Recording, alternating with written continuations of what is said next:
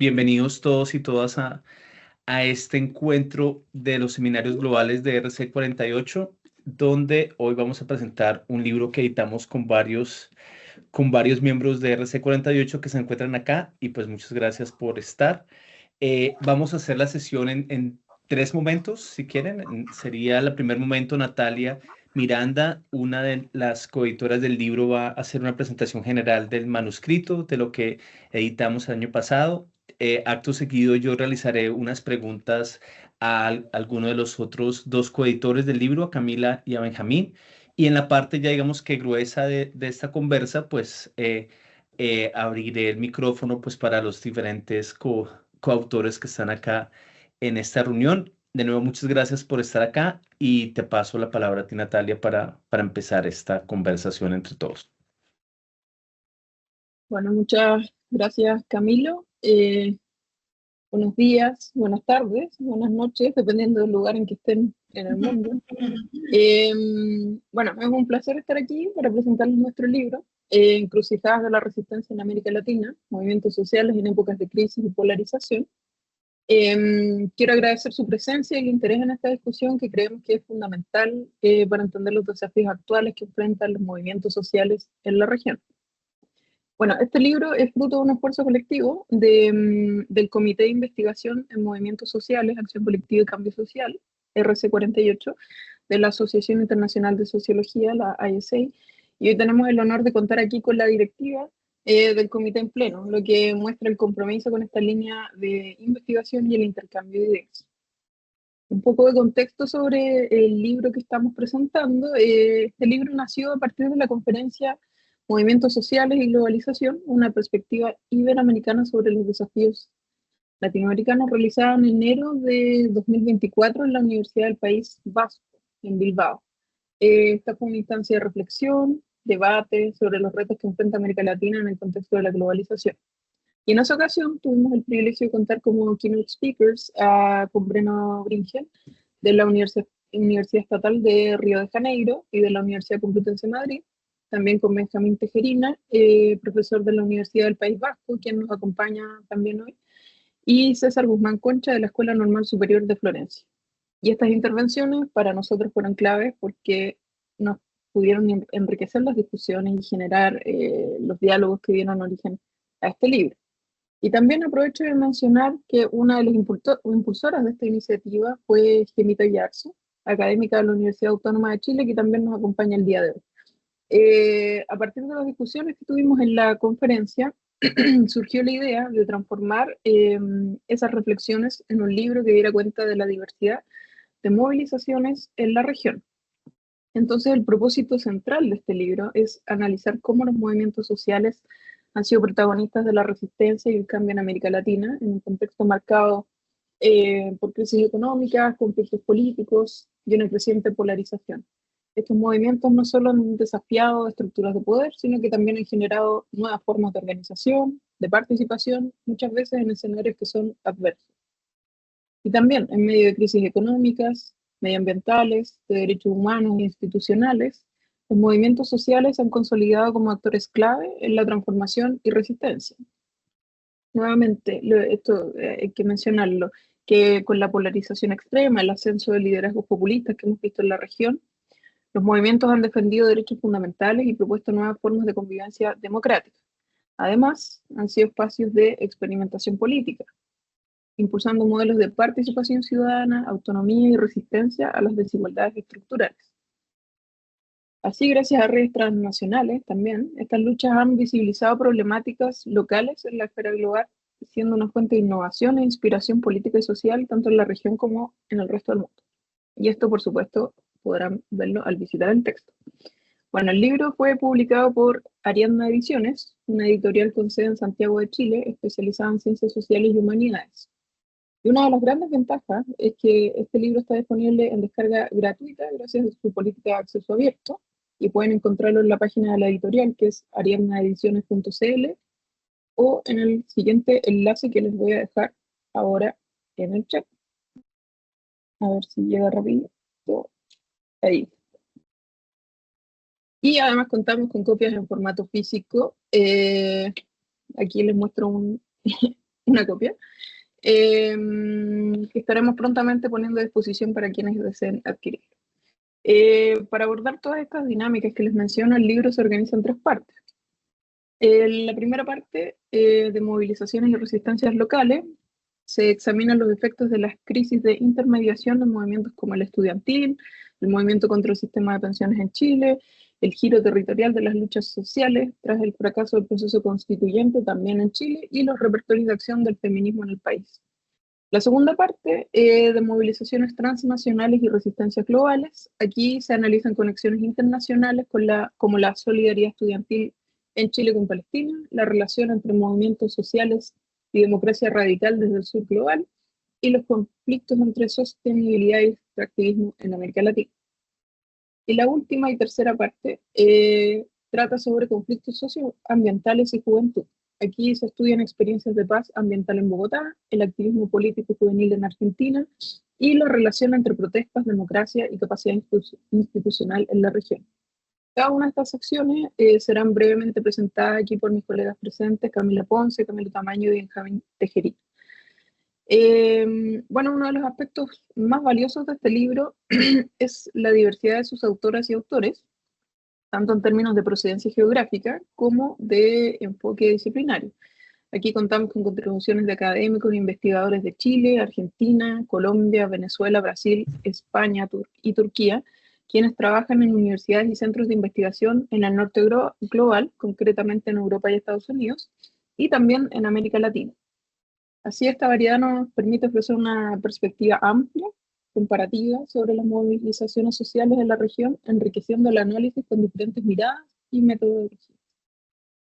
Entonces, para ir cerrando, como editores, esperamos que este libro aporte a la discusión sobre los movimientos sociales en América Latina y su papel en la transformación de nuestras sociedades. Sin duda, estos movimientos siguen siendo clave en la defensa de derechos, la construcción de justicia social y la lucha contra las desigualdades estructurales, cosas que son bastante urgentes en la actualidad. Bueno, con esto doy paso a mis colegas ahora, quienes dirán algunas palabras sobre las secciones que componen el libro, para luego continuar con preguntas y comentarios, y también de los propios autores de cada uno de los capítulos, si así desean intervenir. Muchas gracias, Natalia. Entonces, si quieres, Camila, puedes empezar tú haciendo una mirada de la primera sección.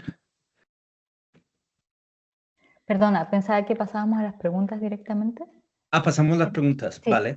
sí. Entonces, siendo así, hay como una primera pregunta que quisiera hacerte y es la parte conceptual del libro y como digamos que las miradas conceptuales que desarrollamos, y me gustaría un poco que tú nos comentaras cómo los conceptos básicos del libro, que son resistencia, crisis y polarización en América Latina, se entrelazaron en el libro y cómo tú crees que intentamos dar en ese manuscrito como una entrada y una respuesta a esos tres conceptos, a resistencia, crisis y polarización. Sí, perfecto. Muchas gracias, Camilo, por la pregunta, y Natalia por la clara y concisa presentación del libro. Y para entender estos conceptos, yo diría principalmente que buscamos una aproximación multidimensional, entendiendo, por ejemplo, el concepto de resistencia no solo como una oposición a ciertas estructuras de poder, sino también como un proceso de reimaginar y también reconstruir alternativas. Acá, bueno, observamos también el concepto de crisis también con múltiples dimensiones, ¿no?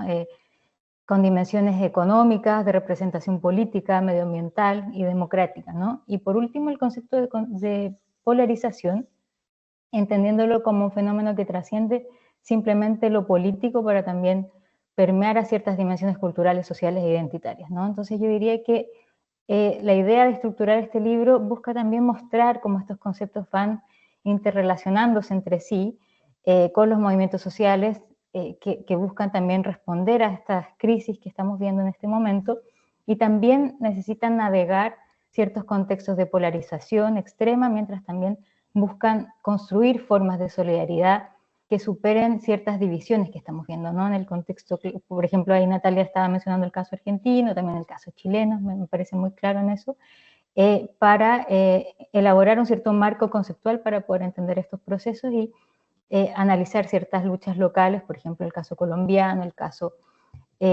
chileno o el caso de solidaridad transnacional con Palestina, ¿no? Por ahí respondería esa pregunta. No sé si alguien más quiere agregar algo o podemos pasar a la siguiente. Benjamín, Natalia, ¿quisieran colaborar algo o sigo con la siguiente? Sigo con la siguiente. Vale. Esta pregunta. Dime. A lo que ha comentado Camila, ¿no? Que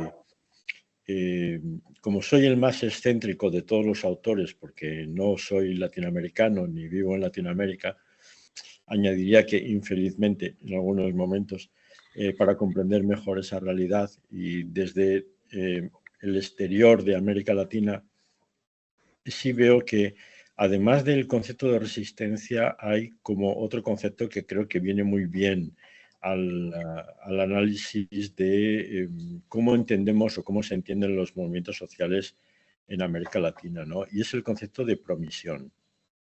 Visto desde fuera de América Latina, cuando comento con otros colegas, tanto de la Asociación Internacional de Sociología o de la European Sociological Association, a veces se mira la movilización en América Latina con un poco de nostalgia, ¿no? Como si fuese un ejemplo a imitar en muchos casos, ¿no? Pues el caso chileno recientemente, pero el caso argentino que salió de una dictadura hace ya unas cuantas décadas.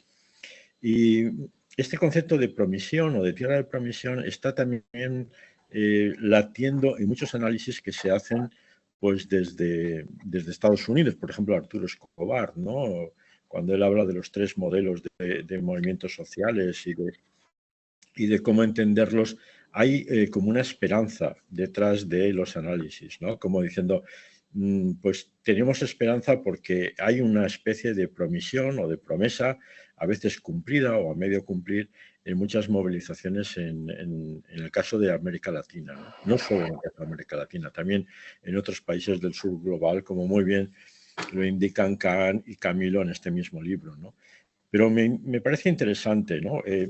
No solo de resistencia, sino que también es ejemplo, o ejemplo a imitar, o ejemplo a tener en cuenta a la hora de abordar nuevos caminos de referirse a lo que es la movilización social y política, ¿no? Creo que es un concepto que está ahí y que puede ayudar también a entender un poco mejor, ¿no?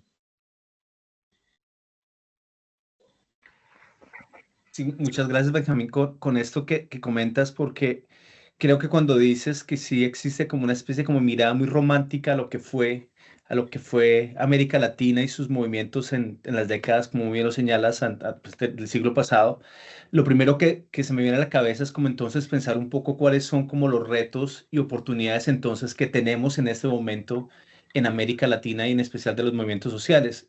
Si tú muy bien acertadamente anotas que hay un romanticismo y que siempre hay como una esperanza igualmente de tener América Latina como en el centro de la futura movilización y formas de reimaginar una movilización social y el cambio social. Yo quisiera preguntarle entonces a Camila y a Natalia, ¿cuáles creen ustedes entonces que serían como esos retos y esas oportunidades que estos nuevos movimientos sociales o estas experiencias que hacemos visibles en el libro nos pueden generar? No sé si Natalia o Camila quisieran alguno de ustedes dos empezar. Sí, sí puedo partir. No sé si Benjamín creo que quería decir algo. Lo voy a mutear porque está como con eco. Bueno, yo diría principalmente que los movimientos sociales hoy día, en la actualidad, están desafiando, tienen un montón de desafíos significativos. Uno de ellos es la criminalización de la protesta, ¿no? La cooptación de ciertos actores políticos tradicionales, la fragmentación interna y también, sobre todo, la fatiga de ciclos intensos de movilización, como es bastante claro en el movimiento chileno, ¿no? El del post-estallido social. Además, considerando también la derrota constitucional, que es lo que podemos ver en el capítulo de Gemita, también ahí se pueden ilustrar también varios riesgos de desmovilización cuando ciertas expectativas de cambio no se materializan, ¿no? Como se esperaba. También puedo identificar oportunidades importantes, ¿no? El hecho de la territorialización de las luchas, de ciertas luchas específicas, que generan ciertas formas de organización cada vez más resilientes, ciertas alianzas transnacionales que podemos observar que están presentes en este libro, que amplían ciertos recursos y visibilizan ciertos movimientos, ¿no? Creo que ahí también hay elementos interesantes, también herramientas digitales que van a permitir nuevas formas de coordinación y difusión, y quizás lo más significativo es que se redefine nuevamente el concepto de democracia y se trasciende más allá de lo meramente electoral para proponer ciertas formas más participativas de organización política. Yo llegaría hasta ahí. No sé si Natalia, ¿quieres agregar algo más sobre eso o seguimos? Muy completo el análisis, Camila, muchas gracias. Solo agregaría muy brevemente que otro reto de los movimientos, y ese es un reto en general, es que los movimientos pasen de un momento de crítica, es decir, de un diagnóstico de un problema a una propuesta, es decir, de la construcción de un proyecto colectivo político. Es decir, qué es lo que queremos, qué tipo de sociedad, qué es lo que queremos cambiar, cómo queremos que sea. Un poquito de prefiguración. Y ese desafío siempre está presente en los movimientos, y el ejemplo claro es en todo el ciclo de estallidos que ocurrió en América Latina, considerando el caso de Chile, el caso de Colombia, de Ecuador, que tuvieron movilizaciones muy masivas, pero de todas maneras hubo problemas para canalizar lo que estaba en la calle a nivel institucional. Hubo procesos ahí, intentos fallidos, y eso siempre cuesta en el momento en que eh, se canaliza, se lleva a la parte institucional todas las críticas y propuestas que hay dentro de los movimientos sociales en ese momento. Gracias, Natalia. Gracias, Camila, por estas apreciaciones. Yo quisiera, digamos que ahora entrar a otra dimensión que propone el libro, y es un poco en esa mirada de cómo comparar lo que sucede en América Latina con otras partes del mundo. Y yo quisiera preguntarle puntualmente a Benjamín, ¿tú cómo ves lo que está sucediendo en América Latina, los ejemplos que analizamos, lo que estamos mirando en comparación con procesos más grandes del norte global, si se quiere decir de alguna manera? Porque pues nuestra mirada está en Latinoamérica, analizamos temas y experiencias del sur global, pero quisiera preguntarte, Benjamín, tú con otra mirada distinta, ¿qué comparaciones podríamos hacer? Y si hay algunas comparaciones que podríamos mirar o no.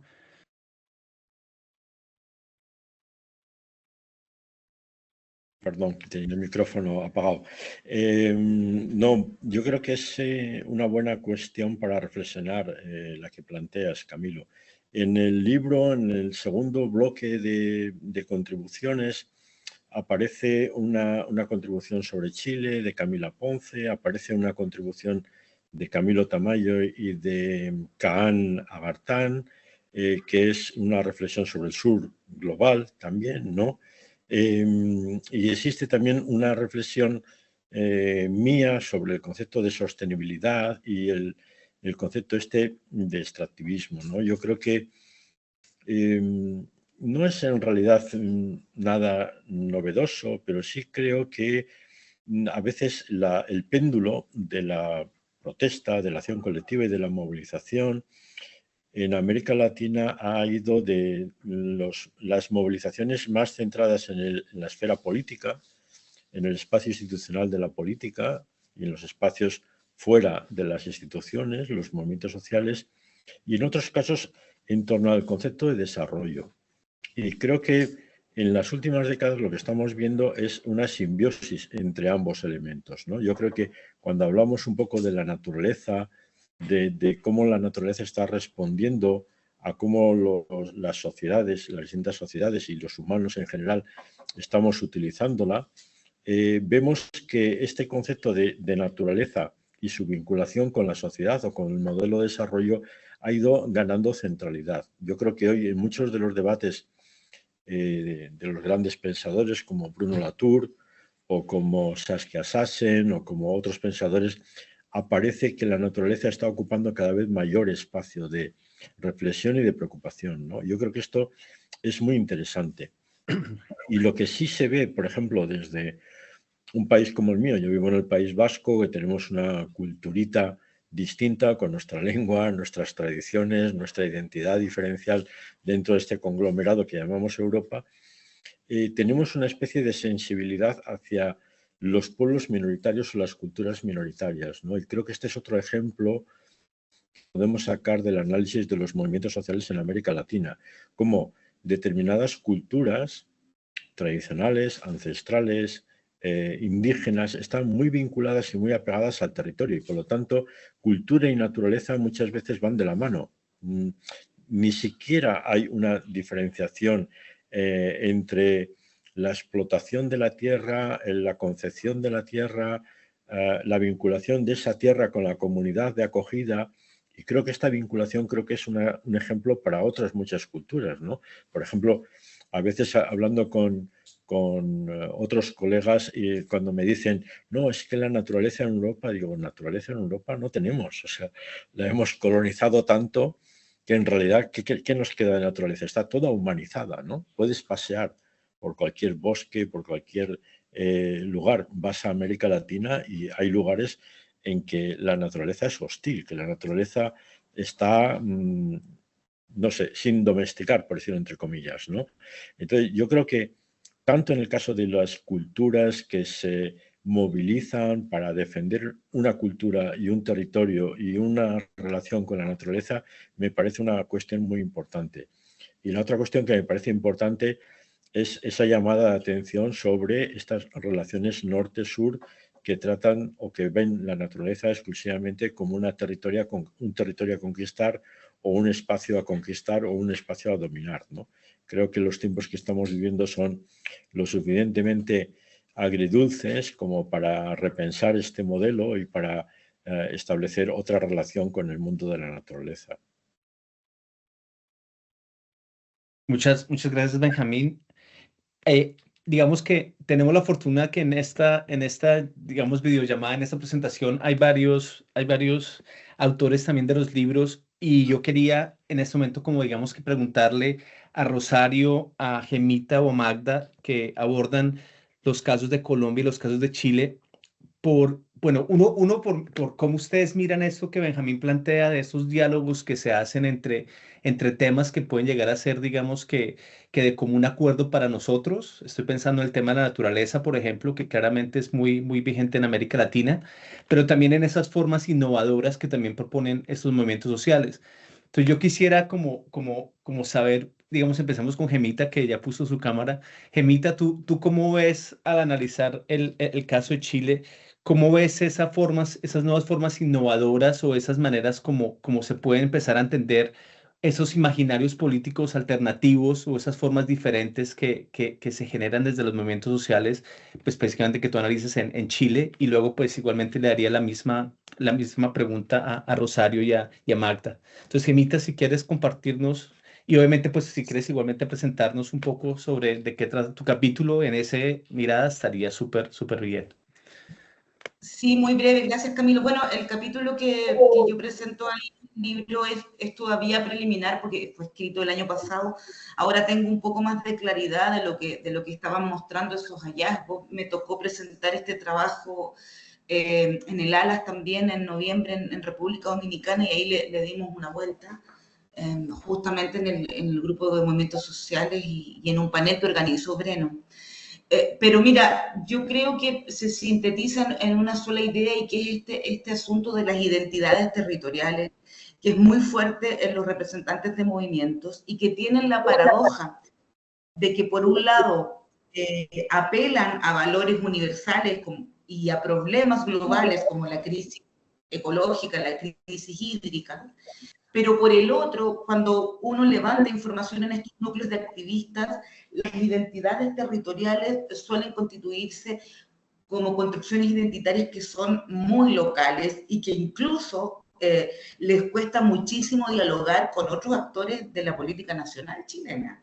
Entonces la identidad territorial, si bien representa una conciencia socioecológica que antes los representantes de movimientos sociales no tenían y que uno podría considerar universal a los activismos hoy día en la era global, también cuando empiezas a indagar otros contenidos de ese reclamo, esa identidad territorial, te vas a encontrar con que estas identidades se tejen en oposición a los actores políticos tradicionales. Entonces, el territorio es políticamente todo aquello que no es la política institucional.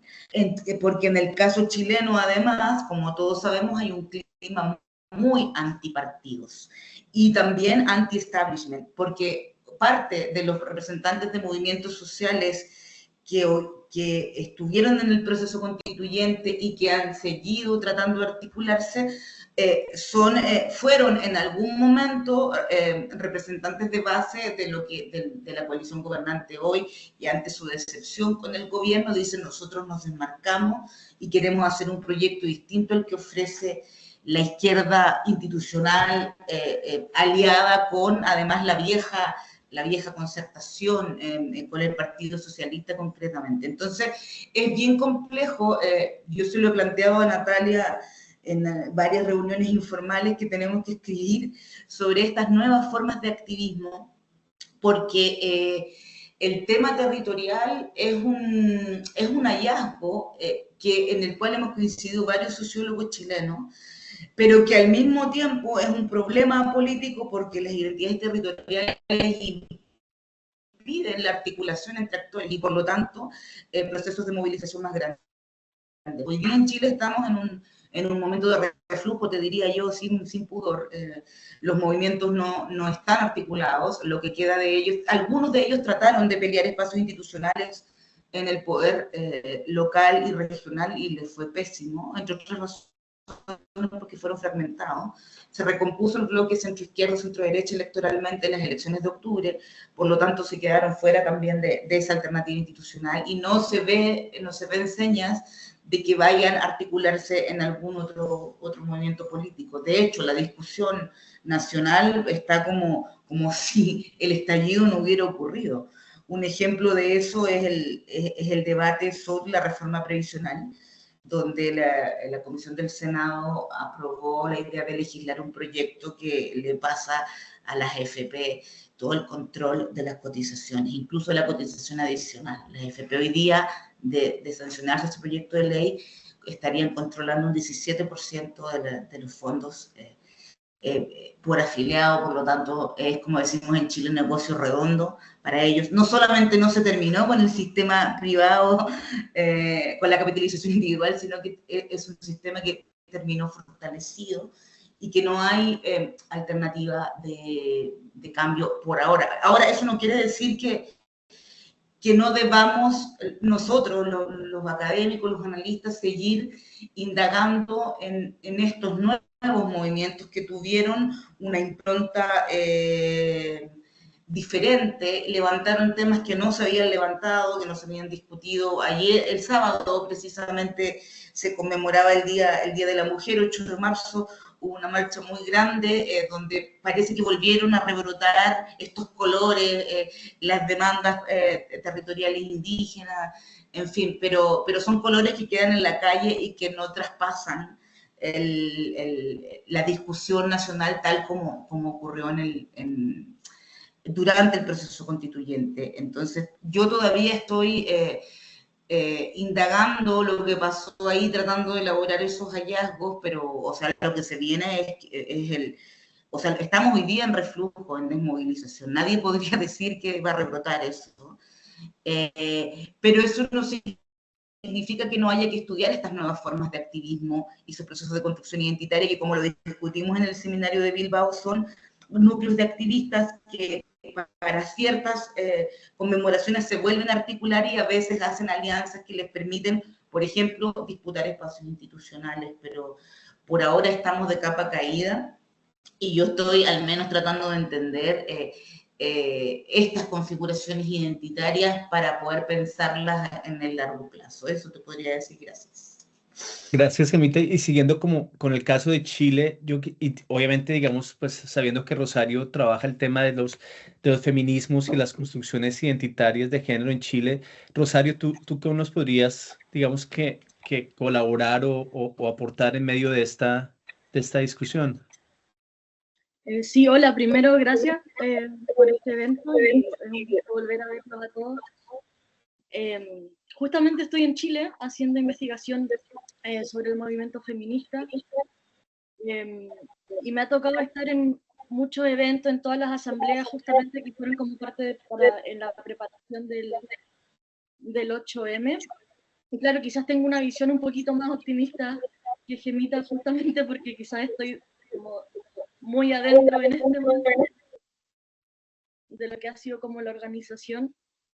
Y sí hay una diferencia enorme con lo que fue, por ejemplo, la movilización del 2020, el 8M del 2020, eso se notaba y se sentía estando en la marcha, pero sí siento que al menos desde el movimiento feminista nunca dejaron de articularse ni de movilizarse, y lo que yo veo al menos en el tema de las asambleas y las reuniones es que sí hay como un nivel de articulación y de agenda política como bien potente, y como relacionándolo un poco a lo que decía Benjamín, claro, uno de los grandes lemas justamente de la marcha del 8M este año fue la desaparición de Julia Chuñil, que es una activista medioambiental mapuche que lleva más de 4 meses desaparecida, y eso fue como uno de los puntos claves de esta movilización, y no solo en Santiago, sino que como en varias ciudades del país.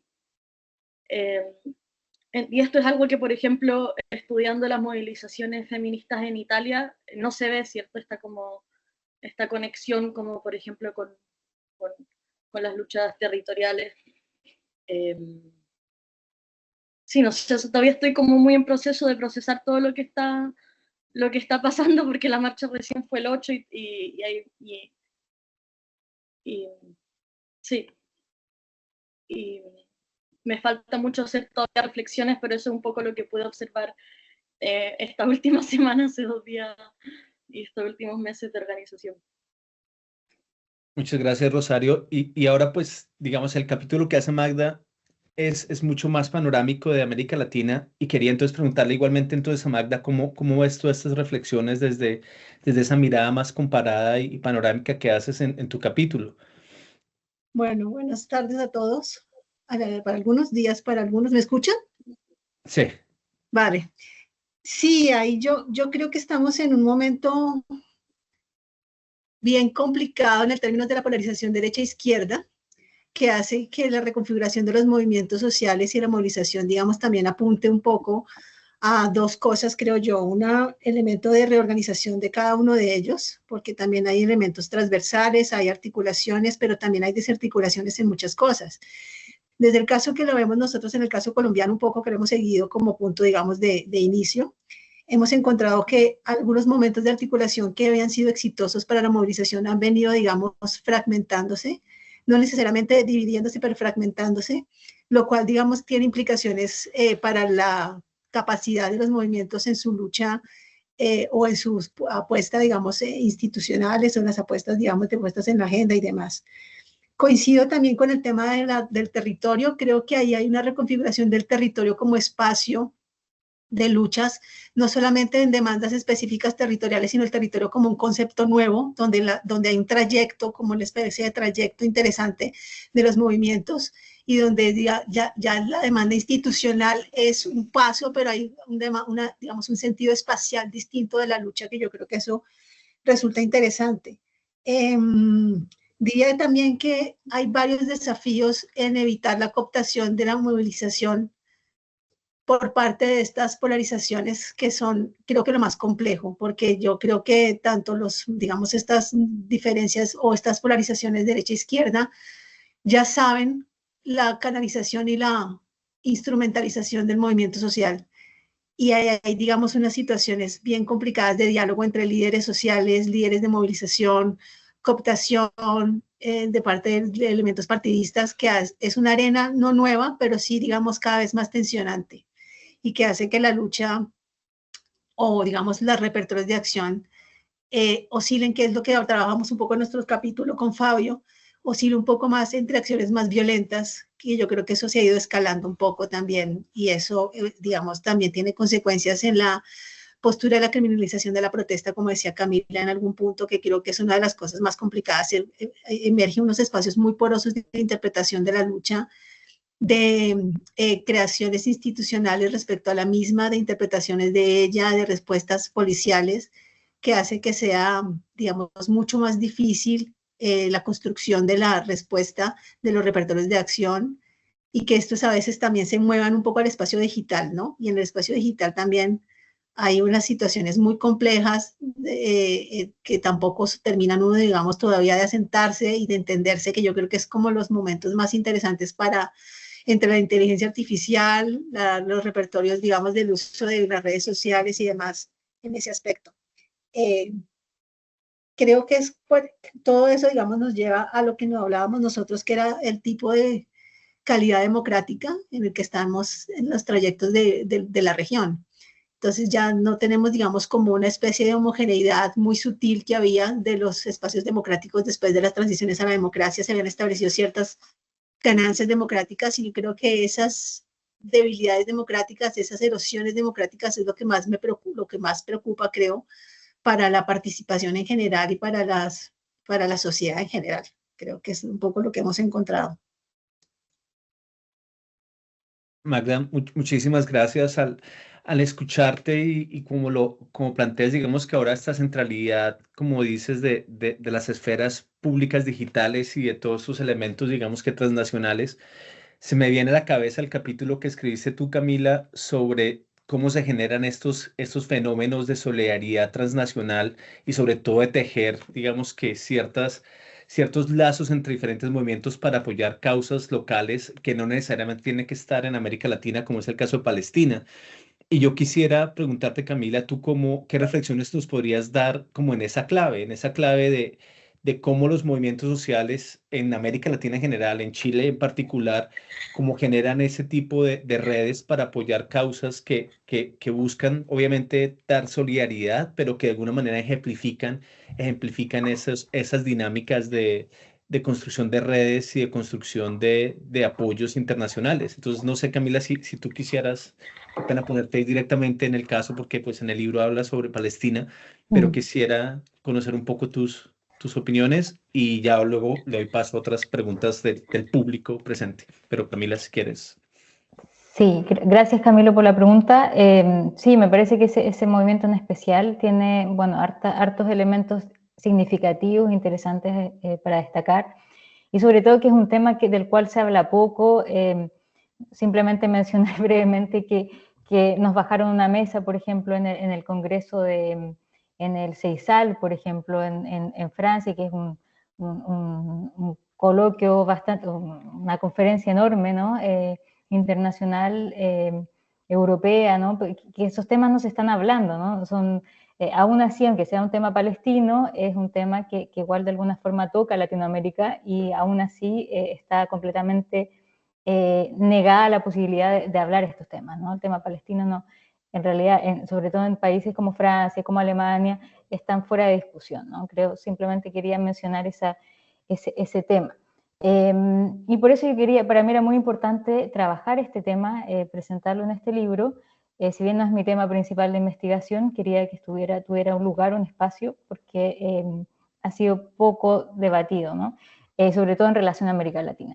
Tiene varios elementos importantes, porque si bien es de alguna forma un movimiento que se importa, ¿no? Del norte global, que viene de Estados Unidos y que se va en el fondo expandiendo en Europa, de alguna forma llega también a América Latina, llega a países como Argentina, Brasil, Chile principalmente, México también. Pero Chile tiene una particularidad que lo hace distinto, ¿no? Que tiene la comunidad más grande de palestinos fuera de los países árabes, del mundo árabe. Entonces ahí también hay una comunidad importante, grande. Nosotros tuvimos, por ejemplo, un candidato a la presidencia que fue Daniel Jadwe, que es de origen palestino. Hay un montón de organizaciones, tenemos un club deportivo palestino. Entonces hay una conexión muy grande con la comunidad palestina. Mucha gente que se identifica como palestina aún siendo tercera generación. Entonces creo que ahí se fueron generando vínculos y redes que, más allá simplemente con estudiantes palestinos o con estudiantes del norte global, sino también con la comunidad palestina en Chile. Y ahí creo que hay cuestiones bien interesantes. También se generaron charlas con investigadoras, no sé, de origen israelí, que están en Estados Unidos, en fin, un montón de acciones muy interesantes que creo que siguen, ¿no? Siguen produciéndose en el momento actual y generan una resistencia global que está aún presente, ¿no? Entonces creo que eso es súper interesante y súper valioso de destacar, sobre todo además que viene ligado a un movimiento anterior, que es el movimiento estudiantil chileno, que de alguna forma estaba completamente, entre comillas, muerto, ¿no? Eso lo podemos ver en el capítulo de Joaquín Rosas, ¿no? Que es también muy interesante el análisis que él hace, y ahí él muestra que en el fondo ese movimiento está muy inactivo, y en el fondo esto viene a darle como otra, como a revivirlo de cierta manera, ¿no? Entonces a darle otra energía, otra vuelta de tuerca, como podemos decirle en buen chileno, que también lo había tenido antes con el movimiento feminista, ¿no? Entonces creo que ahí hay algo interesante a observar y a ver cómo se reconfigura este movimiento estudiantil como tal, si es que sigue con esta línea palestina o se sigue transformando hacia otras vertientes, otras posibilidades. Y también quería destacar, antes de terminar, también el capítulo de Nicolás, del barrio Corinto, que también me parece bastante interesante cómo aborda el conflicto socioambiental ahí, con la reapropiación del territorio. Creo que ahí es muy interesante ver cómo se generan ciertas prácticas ecológicas y solidarias. Creo que es un movimiento que podemos destacar. Y también agregaría el capítulo de Marina Larrondo también, que analiza movimientos juveniles y cómo también se rearticulan, se politizan nuevamente a partir de redes sociales, a partir de nuevas visiones de mundo, ¿no? Lo que pasa con Milei y cómo se van transformando estas juventudes políticas, ¿no? Creo que ahí hay varios, bueno, el libro en general tiene muchos artículos interesantes y muchas experiencias que, por lo tanto, los invito a todos a que puedan descargarlo y leerlo, revisarlo, porque creo que hay visiones teóricas y metodológicas también bastante interesantes. Eso, yo cerraría ahí, no sé si hay más preguntas Sí, te doy el paso, Camilo. Solo tengo una última pregunta que se la quiero hacer a Natalia y a Benjamín, y luego sí abrir pues una conversación más general, y es que a mí me gustaría saber qué piensan Natalia y Benjamín sobre cuál puede ser el futuro de los movimientos sociales en América Latina ahora. O sea, escuchándote con lo que dices sobre Palestina, se me viene a la cabeza, digamos, que todos los cambios que estamos viviendo a nivel global, o sea, desde esto que está sucediendo con la extrema derecha a nivel global, pasando por las crisis digamos, que en la democracia liberal como la conocemos, todo lo que está sucediendo en América Latina en términos de extractivismo, de no más las peleas geopolíticas que tenemos entre los países con la nueva administración de Trump y todo lo de las deportaciones. Bueno, ustedes conocen muy bien de qué estoy hablando. Entonces quisiera, para finalizar estas preguntas y abrir luego ya el espacio a todos, es muy brevemente, Natalia y Benjamín, cómo ven los movimientos sociales ahí? ¿Cómo se configuran o cómo creen ustedes que va a tener algún tipo de papel o rol los movimientos sociales en América Latina en estos cambios geopolíticos que estamos viviendo y yo lo veo así, un cambio de época de la democracia liberal? O sea, yo creo que ya la democracia liberal no es lo que creíamos que iba a ser. Yo no sé en qué se va a convertir, pero digamos que en esta crisis tan profunda que estamos viviendo a nivel sociopolítico y de representación de la política, quisiera saber, Natalia, si quieres comenzar y luego le paso la palabra a Benjamín, ¿cómo ven a los movimientos sociales que ustedes analizan y que vemos en el libro su papel a futuro? Sí, yo una intuición muy breve, que tal como lo dices tú, Camilo, con este ascenso de con esta crisis de la democracia liberal tal y como la hemos conocido, o la democracia en general y el ascenso de estos liderazgos populistas que traen líderes muy carismáticos al poder, eh, lamentablemente desde los movimientos sociales ahí hay un trabajo importante, construcción de resistencia, pero al mismo tiempo subraya un elemento central pensando por ejemplo dentro de la triada de Turán, eh, la construcción del adversario. En ese sentido, tener líderes políticos en distintos países que son muy, vamos a decirlo, detestables para muchos movimientos sociales, a su vez facilita la construcción de la identidad de un movimiento que puede oponerse a ello. Es decir, el enemigo, o mejor dicho, el adversario está mucho más claro, entre comillas, pero está más claro, y en ese sentido se puede reorganizar una identidad de los movimientos que, tal como mencionaba Magda en su intervención, tanto en Colombia, pero en muchas otras partes de la región latinoamericana se encuentran fragmentadas. Es lamentable decirlo, pero puede ayudar a que esa fragmentación se disuelva y surja una cohesión, ya que el adversario está mucho más claro para él o los movimientos sociales de la región. Y Benjamín, tus reflexiones finales desde la tierra de Vox y demás. Bueno, yo por no repetir el argumento que acaba de plantear Natalia, que comparto completamente, para mí yo creo que el mayor temor que atisbo en este momento no es tanto la capacidad de líderes carismáticos, sino todo lo que estos líderes carismáticos articulan en torno a ellos. Es decir, todos estos movimientos que bajo el epígrafe de defensa de la libertad, de defensores de la libertad, lo único que hacen es atacar a la libertad de los demás y todos aquellos que no piensan del mismo modo que ellos, ¿no? Y esto me preocupa especialmente porque yo creo que en este momento hay una clara alianza a nivel internacional y a nivel mundial entre grandes empresas tecnológicas que controlan medios de comunicación y que de alguna manera silencian otras voces, ¿no? Yo creo que el mayor miedo que yo estoy atisbando en este momento es que tanto Vox en España como Trump en Estados Unidos lo que hace es cerrar medios de comunicación o presionar a medios de comunicación para que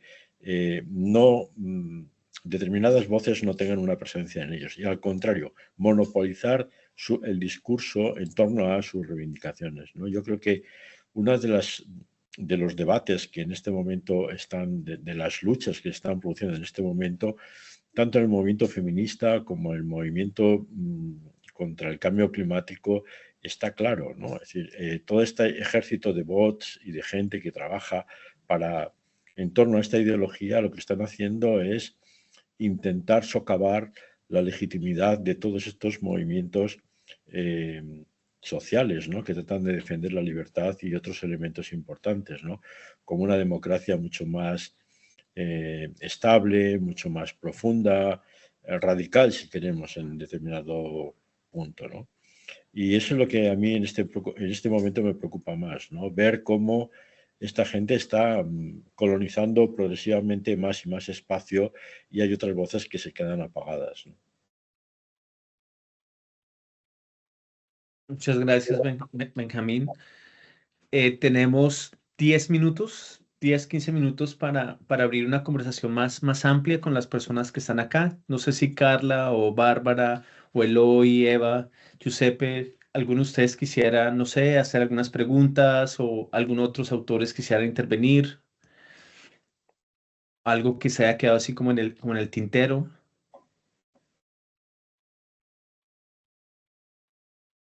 Carla, por favor, el micrófono es tuyo. Y lo puedes prender también de paso, por favor.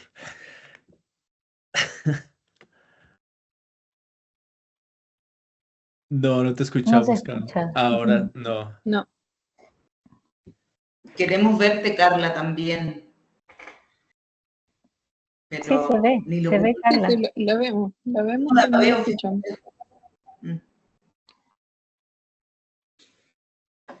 Pero no está muteada, eso es lo raro. No está muteada, pero está silenciada.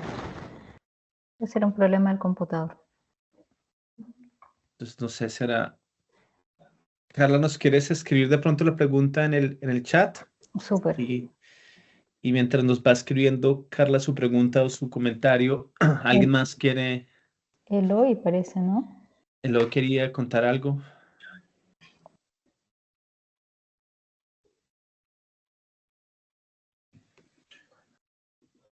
¿Quieres preguntar algo? Ah, vale, ven aquí. Sí. Giuseppe, por favor.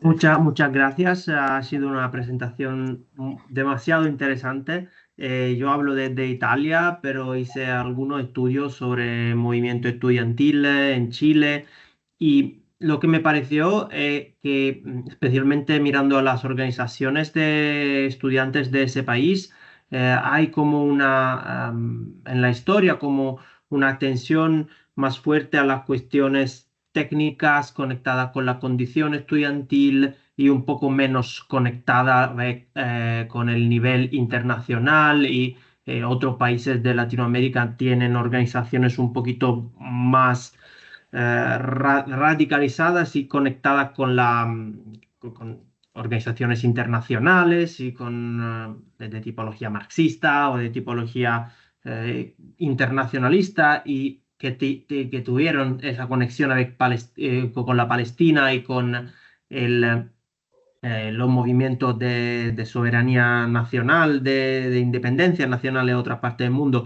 Mi pregunta es, ¿pensáis que hay una diferencia importante entre los países de Latinoamérica sobre esa legacy, esa conexión con las tipologías de activismo y de movilización para Palestina, sobre Palestina?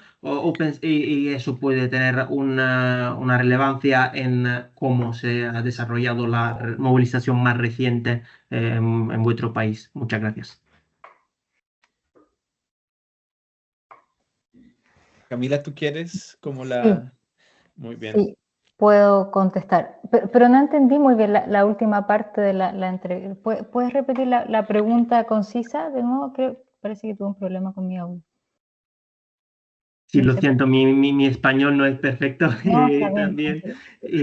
No es que mi pregunta es, ¿pensáis que tener como una legacy más independiente de niveles internacionales, también sobre la cuestión palestina, pueda tener una conexión con un movimiento sobre Palestina diferente en Chile que en otras partes del mundo donde hay conexión con organizaciones estables que siempre tuvieran un rol sobre el trabajo sobre Palestina?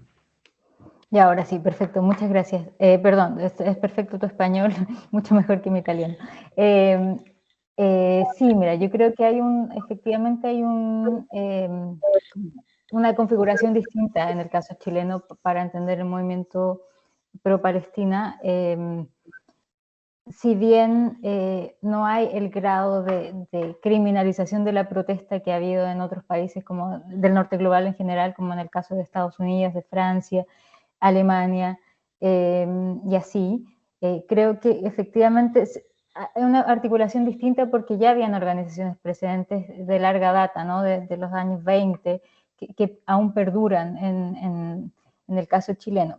Pero aún así, la distancia geográfica, ¿no? y la problemática en sí que en el genocidio en el cual estamos inmersos, ¿no? Estamos presenciando día a día en Palestina, hace imposible que sea un movimiento que pueda tener un alcance mayor más allá de la solidaridad, del apoyo, de generar redes, de generar vínculos, de generar una conciencia, ¿no? en la sociedad chilena. Creo que igual está bastante limitado, ¿no? Puede generar vínculos, puede activar acciones, puede estar presente en el día a día, pero aún así, si bien, como decía, la universidad, por ejemplo, en el caso chileno, que fue el que más, de la Universidad de Chile, el que observé para este artículo, no tuvo una represión tan fuerte, tan dura, aún así sigue siendo pro Israel, ¿no? Y sigue como permitiendo que sigan estando estos vínculos con ciertas universidades, ¿no? Que finalmente no se cerraron. Las acciones que se llevaron a cabo fueron específicas de ciertas facultades, pero no fue un cambio general ni generó los cambios que se esperaban. Así que no sé si respondo muy bien tu pregunta, pero creo que por ahí va la cuestión, ¿no? Como decía, hay cuestiones históricas, ¿no? Que permiten que sea una configuración distinta, pero aún así hay complejidades naturales del contexto en el cual estamos inmersos. Eso. Gracias, Camila. Jimita, ¿tú quieres aportar algo a esta pregunta o tienes una pregunta adicional? No, estaba leyendo la pregunta de Carla respecto de las polarizaciones. No sé si quieren sí. tener esto de Palestina. Bueno, no sé, dime tú, Camilo, si no... Vale, voy a leer la pregunta de Carla entonces y te doy la palabra a ti, Jimita, y a alguien más que quiera hablar o comentar la pregunta. Carla nos felicita por el libro. Muchas gracias, Carla, empezando por ahí. Lo que ella pregunta es sobre el concepto de la polarización y las polarizaciones. Y ella nos pregunta que si creemos que hay un hilo conductor entre la expansión de movimientos reaccionarios y la reflexión que hoy tienen distintos líderes de movimientos sociales progresistas en términos de la importancia o no importancia de involucrarse en la política institucional. Hay como varios elementos acá interesantes. Yo tengo una apreciación, pero Gemita, si quieres tú comenzar y luego Sí. Benjamín, sobre esto de polarización y la involucración en la política institucional. Gemita, Benjamín. Yo creo que es la pregunta del millón, pero es muy difícil de responder. Yo tengo la impresión que en Chile no estamos asistiendo a un proceso de polarización de la sociedad. Lo que se polarizó fue la oferta política. Y mi impresión ahora, ya pasados los años, es que la crisis de nuestra democracia fue tan aguda que por ambos lados, tanto hacia la izquierda del centro político como hacia la derecha, de la derecha tradicional, surgieron movimientos anti-establishment. Uno es el que logró encontrar espacio institucional durante el proceso constituyente, y el otro son los movimientos de ultraderecha que ya venían madurando antes incluso del estallido, pero que encontraron también en ese escenario, o en el post-estallido, por decirlo así, la oportunidad política para levantar este discurso de volver al orden, a la unificación nacional, etcétera, etcétera.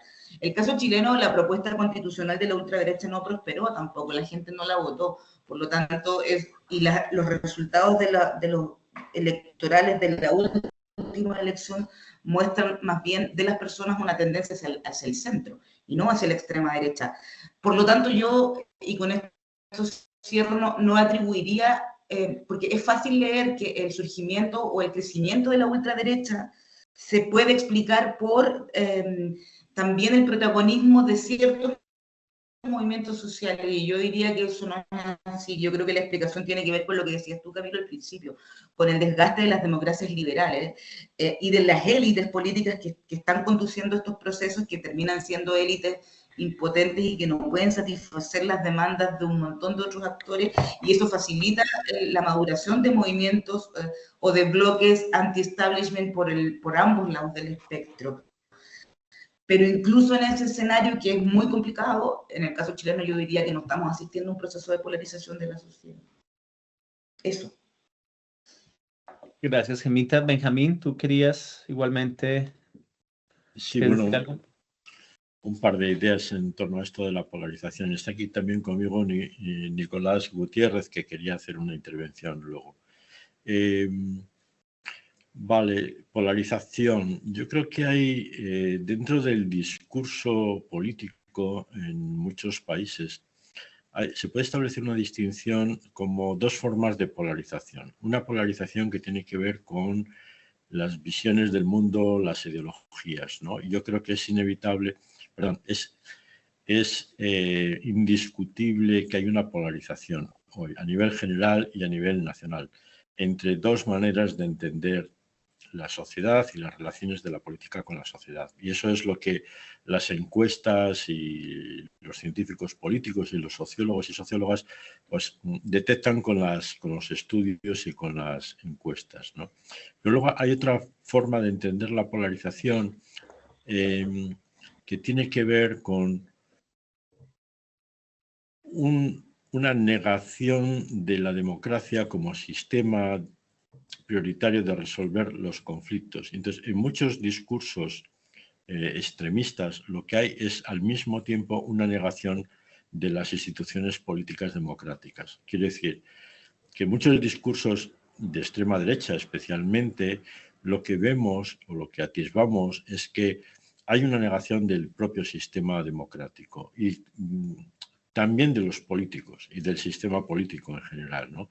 Lo cual sí que me parece peligroso en el sentido de que ya no estamos hablando de un discurso sobre cómo mejorar el sistema democrático, sea liberal o posliberal, me da exactamente lo mismo, sino que lo que se pretende es, de alguna manera, erradicar este modelo para implantar otro modelo que tenga unos tintes más autoritarios, más totalitarios o como queramos llamarlo, más dictatoriales, ¿no?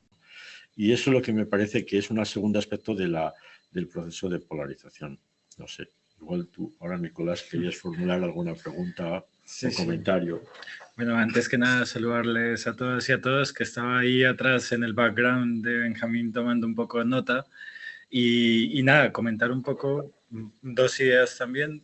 La primera tiene que ver con este giro territorial, ¿no? Y que, como bien decía Camila, un poco, como mencionaba Natalia, pues cómo viene a darse toda esta gran confluencia de movilizaciones en América Latina que terminan ahora tramitándose y que algunas pareciese que van tomando de alguna u otra forma pasividad o que van saliendo del plano político, pero que yo pensaría más bien que están entrando en procesos de transformación.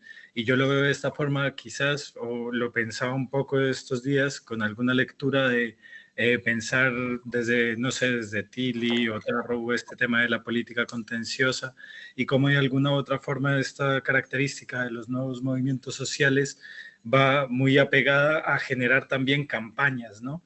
Y cómo las campañas terminan haciendo perdurar los movimientos, generando una expansión de alianzas y pues estratégicamente también permitiendo internacionalizar ciertos discursos que en un principio lo territorial no alcanza a abarcar. Y una segunda idea que os quería plantear, que también es un poco a modo de pregunta, es cómo entra pues la dinámica global un poco de esto, ¿no? De Estados Unidos un poco cerrándose, una Alemania que vuelve y también se cierra, y pues el asunto también central de cómo vuelve a haber este discurso contrario a lo que ha pregonado el neoliberalismo de la libertad del mercado y la promesa, ¿no? de flexibilidad de los mercados latinoamericanos frente al resto del mundo como la vía hacia el desarrollo, ¿no? Y como ahora prácticamente cuando se empieza a ver una crisis Estados Unidos y otros territorios del norte global, pues la primera medida es proteger su industria, su comercio y su tecnología. Entonces, de alguna u otra forma, aquí coincido totalmente con Benjamín y es cómo esto también genera esa polarización, ¿no? De alguna u otra forma que vuelve a traernos la territorialidad, vuelve a traernos este factor de la preponderancia de un poco poder, pero que detrás, también creo que lo decía antes Benjamín, hay bastantes industrias o bastantes conglomerados empresariales que tienen un interés muy fuerte frente a ciertas posiciones anti-establishment o de extrema derecha que se están posicionando ahora en el mundo. Lo dejaría ahí y pues bueno, muchísimas gracias a todas y a todos, que muy interesantes los aportes del libro, sin lugar a dudas. Muchas gracias, Nicolás, por tu apreciación y muchas gracias también, Benjamín, por compartir sus ideas. Tenemos 5 minutos, 4 minutos, si somos generosos, para alguna última, no sé, pregunta o alguna última reflexión, alguna queja, algo que quieran decir, promocionar más el libro o algo que quieran promocionar o no sé, alguna otra última reflexión. Natalia, no sé, ¿quieres finalizar? O Camila, o alguien más. No, yo agregaría simplemente a lo que decía Benjamín, que bueno, hay un montón de cuestiones que no estamos viendo, que obviamente no podemos abordar completamente, que están en proceso, no son necesariamente parte del libro, pero son cuestiones que hemos estado observando y que necesitan que pongamos el ojo ahí, la energía y podamos investigar sobre eso, ¿no? ¿Qué pasa con las redes transnacionales de estos movimientos de nuevas derechas, ¿no? Creo que ahí hay un montón de cuestiones significativas y yo creo que efectivamente hay una polarización en el caso chileno bastante importante con el crecimiento de nuevos partidos que quizás hoy día no se vean tan visibles ni parezcan tener la fuerza que tienen, pero sí la tienen y están increciendo día a día, ¿no? Que no parece tan visible, pero es real. Vemos que hay creación de nuevos centros de pensamiento, de centros de investigación, club de lectura de nuevas derechas, ¿no? Conexiones muy fluidas, ¿no? con Argentina, con centros de pensamiento también en España, ¿no? Con movimientos de ultraderecha, ¿no? Entonces creo que ahí hay cuestiones muy interesantes para observar que no están necesariamente incluidas en este libro, pero que sí son interesantes y son desafíos que nosotros como investigadores tenemos que poner atención y estar conscientes de ello, ¿no? Hay que mirar los financiamientos, de cómo se están gestando y es un poco lo que se viene hoy, ¿no? Que estuvimos discutiendo hace unas semanas en Bilbao y que quedan para bastante más temas, ¿no? Para otro seminario más. Así que bueno, eso agregaría para cerrar. Pues muchas gracias, Camila. De nuevo, Benjamín, sí, tú tienes la palabra antes de irnos. Yo quería hacer un comentario, no es tanto sobre el libro que ya está hecho, ya está escrito, y ahora lo que hace falta es divulgarlo y que alguien haga algún comentario en alguna revista para que se sume también a esta dinámica. Pero sí me gustaría pensar quizás en un futuro evento, encuentro, no sé muy bien cómo definirlo, y no sé qué recorrido puede tener este momento inaugural de cierre de la globalización y de vuelta al nacionalismo más exacerbado. Pero creo que este podría ser un tema interesante para reflexionar, ¿no? Hasta qué punto el discurso nacionalista está comenzando a permear las políticas, tanto de los distintos países como de los movimientos sociales, ¿no?